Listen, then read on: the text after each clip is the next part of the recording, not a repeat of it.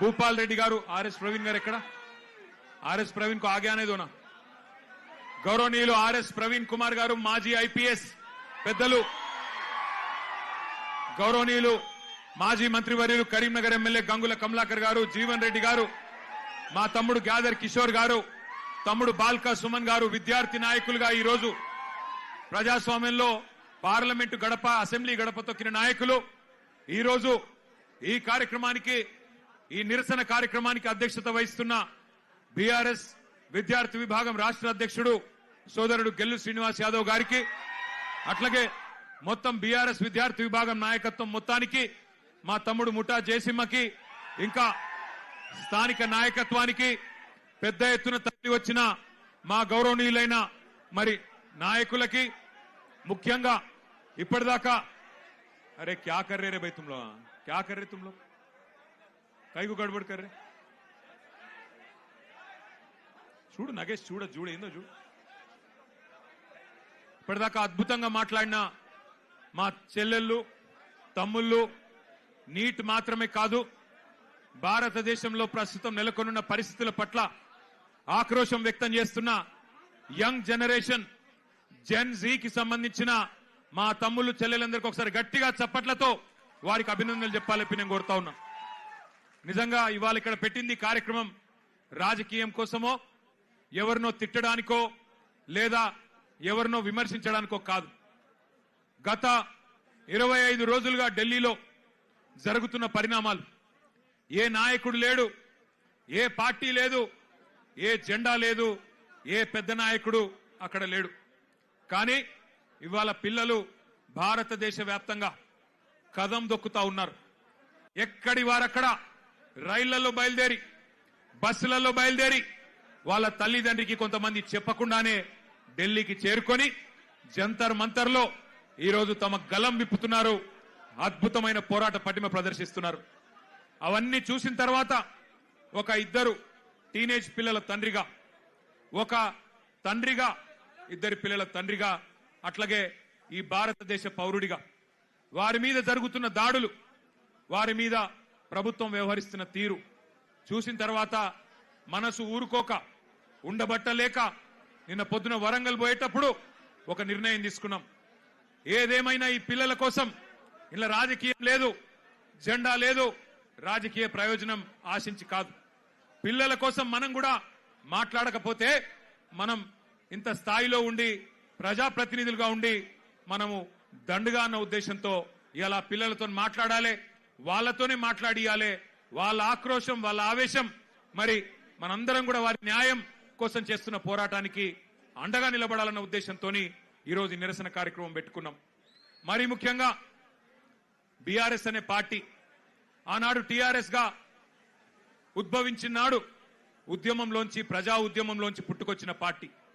ప్రజలను తెలంగాణ వ్యాప్తంగా డాక్టర్ బాబాసాహెబ్ అంబేద్కర్ గారు చెప్పినట్టుగా బోధించు, సమీకరించు, పోరాడు అనే అంబేద్కర్ తత్వాన్ని జీర్ణించుకొని లక్షల సంఖ్యలో ప్రజల్ని సమీకరిస్తూ తెలంగాణ ఎందుకు కావాలో వారికి బోధిస్తూ, అట్లాగే ఎక్కడ అన్యాయం జరిగినా పోరాటం చేసిన పార్టీ పెద్దలు కేసీఆర్ గారి నాయకత్వంలో అల్టిమేట్ గా ఢిల్లీ మెడలు వంచి తెలంగాణ సాధించిన పార్టీ బీఆర్ఎస్ పార్టీ.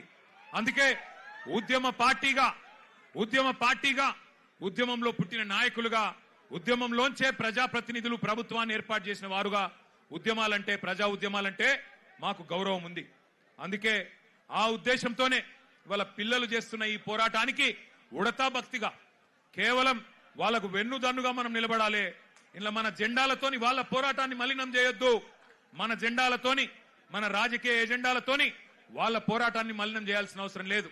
కానీ వారికి అండగా నిలబడి ధైర్యం చెప్పి మీ ఎంబడ మేము కూడా ఉన్నాం, మీరొక్కరు మాత్రమే కాదు అని చెప్పవలసిన బాధ్యత మన మీద ఉన్నది. నిజంగా నాకు నిన్న మొన్న ఢిల్లీలో జరిగిన సంఘటనలు చూస్తుంటే కళ్ళల్లో నీళ్లు తిరిగినాయి. మనిషి అనేవాడికి ఎవరికైనా సరే మనసంటూ ఉంటే ఢిల్లీలో జరిగిన సంఘటనలు చూసిన తర్వాత మనసు చలించక మానదు. పిల్లల్ని కుల్లబొడుస్తున్నారు. ఏమడిగినారు పిల్లలు, ఏం కోరుకున్నారు వాళ్ళు? మోడీ గారు కూర్చున్న కుర్చీ అడిగినరా, లేకపోతే అమిత్ షా గారు కూర్చున్న కుర్చీ అడిగినరా, లేదా ధర్మేంద్ర ప్రధాన్ గారు కుర్చీ మాకు ఇవ్వమని అడిగినరా? ఏమడిగినరు? అధికారం అడిగినరా? లేదా మాకు అర్జెంటుగా మీరు రాజీనామా చేసి మాకు అప్పచెప్పండి మీ ప్రభుత్వాన్ని అన్నారా? ఏమడుగుతున్నారు? న్యాయం కోరుతా ఉన్నారు. మాకు అన్యాయం జరిగింది, మాకు న్యాయం చేయండి అని అడిగినారు. విజ్ఞప్తులు చేశారు, వినతి పత్రాలు ఇచ్చినారు, దండం పెట్టారు, దరఖాస్తులు ఇచ్చినారు. చివరికి సోనం వాంగ్చుక్ గారు నిరాహార దీక్ష కూర్చున్నారు. ప్రజాస్వామికంగా గాంధేయ మార్గంలో మహాత్మా గాంధీ గారు చూపెట్టిన బాటలో చివరికి నిరాహార దీక్షకు జంతర్ మంతర్ దగ్గర కూర్చున్నాడు. ఎట్లా అయితే పెద్దలు కేసీఆర్ గారు ఆనాడు తెలంగాణ కోసం చావు నోట్లో తలబెట్టిండో అట్లాగే ఈ పిల్లలకు న్యాయం జరగాలి, ఈ పిల్లలకు జరిగిన అన్యాయం సరిదిద్దాలి. కేంద్ర ప్రభుత్వం అకౌంటబిలిటీ రావాలి, జవాబుదారితనం ఉండాలి సిస్టంలా. అదే విధంగా విద్యా విధానంలోనే సంస్కరణలు రావాలి, రిఫార్మ్స్ రావాలని చెప్పి సోనం వాంగ్చుక్ గారు నిరాహార దీక్ష కూర్చుంటే ఒక్క మీడియా సంస్థ చూపెట్టదు, ఒక్క మీడియా ఓడు రాడు. భయం. ఏం చేస్తారో, ఎక్కడ ఐటీ దాడులు చేస్తారో, ఎక్కడ సిబిఐని పంపిస్తారో, ఎక్కడ ఈడీని పంపిస్తారో, ఎక్కడ తమ వేట కుక్కలను పంపి ఇబ్బంది పెడతారో అని భయం. మీడియా రాలే. కానీ ఏం చేసింది జెన్జీ, యంగ్ జనరేషన్ ఏం చేసింది? ఏ మీడియా గిడియా జాంతానై, మా సోషల్ మీడియా ఉంది చాలు అని చెప్పి ఇవాళ దేశం మొత్తాన్ని కదిలిచ్చింది. అందుకే అంటా ఉన్న మోడీ గారు, మీరు పెట్టుకోకూడనలతో పెట్టుకున్నారు. ఎవరితోనైతే పెట్టుకోవద్దో వాళ్ళతోనే పెట్టుకున్నావు. నువ్వు కొరివితో తలగొక్కున్నావు. మోడీ గారు జాగ్రత్త పడు. తరం మారుతున్నది, స్వరం మారుతున్నది, నవతరం వరస మారుతున్నది. రాజ్యమా ఉలిక్కి పడు, గుర్తుపెట్టుకో, జాగ్రత్తగా ఉండు.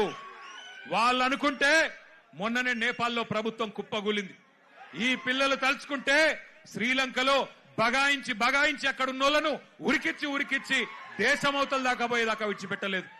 కాబట్టి ఎవరితోని పెట్టుకోవద్దో మోడీ గారు, వాళ్ళతోనే పెట్టుకున్నావు. వాళ్ళ అహం మీద కొట్టినవి ఇయ్యాల. ఏమడుగుతున్నారయ్యా వాళ్ళు? వాళ్ళు మాట్లాడితే ఒకడు టెర్రరిస్టులు వీళ్ళు అంటాడు, ఒకడేమో ఖలిస్తాన్ వాళ్ళు అంటాడు, ఒకడేమో అర్బన్ నక్సలైట్లు అంటాడు, ఒకడేమో దేశద్రోహులు అంటాడు, ఒకడేమో పాకిస్తాన్కి వెళ్ళి ఫండింగ్ వస్తుందంటాడు. పనికి మాలిన మాటలు మాట్లాడతారు. ఇవాళ పిల్లలు చెప్తుంటే ఆ కథలు, ఢిల్లీలో వాళ్ళు మాట్లాడుతున్న మాటలు వింటే నిజంగా మనిషి అనే వాడెవడైనా ఉంటే కేంద్ర ప్రభుత్వంలో ఈ పాటికే పోవాలా, కూర్చోవాలా, మాట్లాడాలా. వాళ్ళ దగ్గర ఏమి డిమాండ్స్ ఉన్నాయో పిలిచి మాట్లాడి బుదిరెక్కిచ్చి అట్లా కాదమ్మా ఇట్లా అని చెప్పి సంజాయించి ఎట్లా బాగు చేస్తాం దేశాన్ని చెప్పాలా. కానీ కేంద్ర ప్రభుత్వంలో ఉన్న వాళ్లకు ఇవాళ ఆ పరిస్థితి లేదు. మోడీ గారు ఒక్కటి గుర్తుపెట్టుకోండి, ఇదే తెలంగాణ గడ్డ మీద 50 ఏళ్ల కిందట ఒక యువకుడు ఒక మాట అన్నాడు.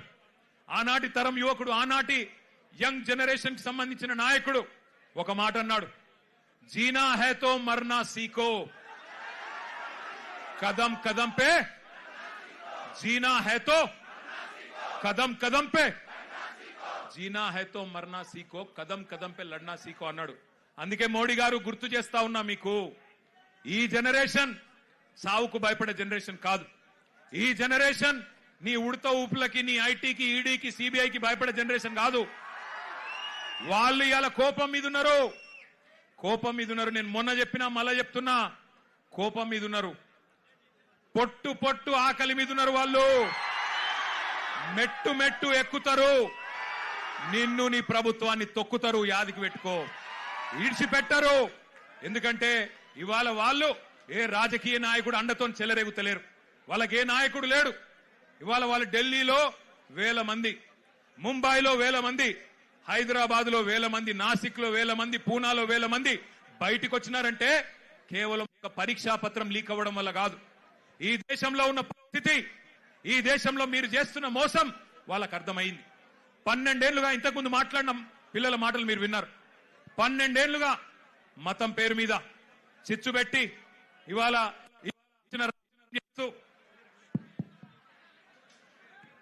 ఇష్టం వచ్చిన వ్యవహారం చేస్తూ మతం పేరు మీద రాజకీయం చేస్తూ మీరు ఏ రకంగా తప్పించుకుంటున్నారో, ఏ రకంగా అసలు పని చేయకుండా ఎట్లా ప్రజల్ని మోసం చేస్తున్నారో ఇలా వాళ్ళకి అర్థమైంది. మీరే కదా చెప్తిరి సంవత్సరానికి 2 కోట్ల ఉద్యోగాలు ఇస్తా అని చెప్తివి. 12 ఏళ్ళ మరి ఇప్పటికి 24 కోట్ల ఉద్యోగాలు రావాలి. వచ్చినాయా 24 కోట్ల ఉద్యోగాలు? అందుకే రోడ్డు మీదకి వచ్చిన ఒక ప్రశ్నాపత్రం లీక్ అయి మాత్రమే కాదు, ఒక నిరాశ, ఒక నిస్పృహ. ఇంతకుముందు అమ్మాయి ఎంత బాగన్నది, మేము మేక్ ఇన్ ఇండియా అడిగినాం, నువ్వు లీక్ ఇన్ ఇండియా ఇచ్చినావు. మేక్ ఇన్ ఇండియా ఎక్కడో పోయింది, లీక్ ఇన్ ఇండియా వచ్చింది, గిదా నువ్వు చెప్పింది అని చెప్పి ఆ అమ్మాయి ఎంత చక్కగా మాట్లాడింది మీరు విన్నారు. అట్లాగే ఇవాళ అడుగుతున్నారు జవాబుదారితనం. ఏమంటున్నారు? అయ్యా మీరు మంత్రులు అయినరు, ఎంపీలు అయినరు, మీరు పెద్ద ప్రధానమంత్రులు అయినరు, కానీ మేము మీ సీట్లు అడుగుతలేము. జవాబుదారీతనం. ఒక ప్రశ్నాపత్రం లీక్ అయితే దేశంలో మీరిచ్చిన ఒక్క హామీ నెరవేరకపోతే మేము అడగద్దా, అడుగుడే తప్పైందా అని అంటా ఉన్నారు. వాళ్ళు న్యాయం అడిగితే మీరేం చేస్తున్నారు? రాజ్యం హింసకు దిగుతున్నది. పోలీసు వాళ్ళు, ఐపీఎస్ ఆఫీసర్లు ఆడపిల్లలను చెంప మీదకెళ్ళి కొడతా ఉన్నారు. పోలీసు వాళ్ళు లాఠీలతోని ఆడపిల్లల్ని కొట్టకూడని చోట కుల్లబొడుస్తా ఉన్నారు. ఇవన్నీ వీడియోలు ఉన్నాయి, నేనేదో ఊరికే చెప్పట్లేదు. అందుకే ఇవాళ హైదరాబాద్ వేదికగా ఆ పిల్లల డిమాండ్లకు మద్దతుగా ఢిల్లీలో జరుగుతున్న జంతర్ మంతర్లో జరుగుతున్న దమన కాండకు వ్యతిరేకంగా మా నాయకుడు కేసీఆర్ గారి ఆదేశం మేరకు మొత్తం పార్టీ అంతా ఇక్కడికి వచ్చింది. వచ్చి ఆ పిల్లలకు సంఘీభావంగా అండగా, ఇందులో రాజకీయం లేదు, ఎలక్షన్లప్పుడు చూసుకుందాం రాజకీయం, ఆ రోజు ఎవరు ఎక్కడ కూర్చోవాలో ప్రజలు నిర్ణయిస్తారు. కానీ ఇవాళ మేము అడుగుతున్నది ఒకటే, ముందుగా ఎడ్యుకేషన్ మినిస్టర్ ధర్మేంద్ర ప్రధాన్ రాజీనామా చేయించండి. చేయించాలనే వాళ్ళు గట్టిగా చప్పట్లు కొట్టి చెప్పాలా, గట్టిగా చప్పట్లు కొట్టాలా. రెండవది, ఆ పిల్లల మీద పెట్టిన కేసులు చాలా మంది పిల్లల్ని దేశవ్యాప్తంగా కేసులు పెట్టినారు. బేషరతుగా పిల్లలకు క్షమాపణ చెప్పి కేసులు వెంటనే ఎత్తేయాలని చెప్పి గట్టిగా చప్పట్లతో మరి కేంద్ర ప్రభుత్వాన్ని డిమాండ్ చేద్దాం. ఇంకొద్ది గట్టి కొట్టాల చప్పట్లు. పిల్లల మీద పెట్టిన